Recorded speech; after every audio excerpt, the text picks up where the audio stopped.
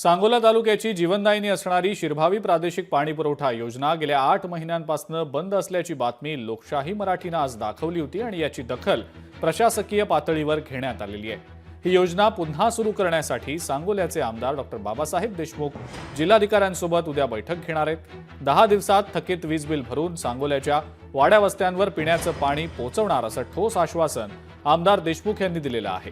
तर गेल्या 5 वर्षात तत्कालीन लोकप्रतिनिधींनी या योजनेकडे लक्ष दिलं असतं तर ही वेळच आली नसती असा आरोपही माजी आमदार शहाजीबापू पाटील यांनी त्यांच्यावर केलेला आहे। उद्याच्याला दुष्काळ टंचाईची सांगोला तालुका आणि मतदारसंघाबद्दलची कलेक्टर साहेबांसोबत मीटिंग आहे। आज या तालुक्याचा आणि मतदारसंघाचा लोकप्रतिनिधी या नात्याने ती माझी जबाबदारी आहे आणि या पुढच्या काही आठवडा 10 दिवसामध्ये ही योजना चालू झालेली तुम्हाला दिसेल।